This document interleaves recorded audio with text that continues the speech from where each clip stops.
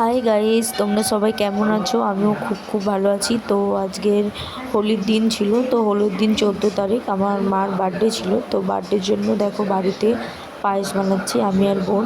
তো দেখো পায়েস বানাচ্ছি, তো চলো পায়েস বানিয়ে নিই, তারপর তোমাদের সাথে আবার পায়েসটা দেখাচ্ছি।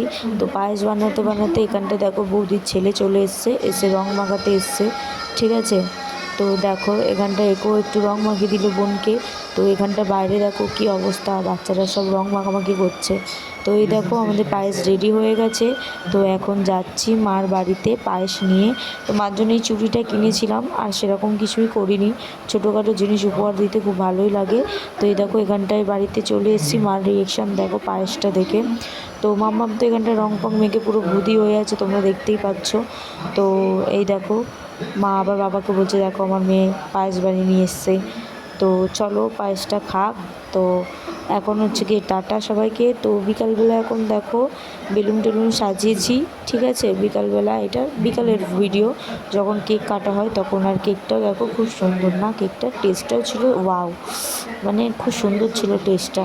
তো এখানটা দেখো বাবাকে, মাকে, আমাকে, তারপরে ভাই ছিল, ভাইকে, সবাইকে খাইয়ে দিয়েছিল কেক। তো কেক ফেক কেটে কুটে তারপরে আমরা রাত্রে খাওয়া দাওয়া করেও নিয়েছিলাম। তো এখানটায় দেখো স্প্রে ছড়াছড়ি করছে সবাই। তো আজকে সবাই বাই বাই টাটা, ভালো থেকে।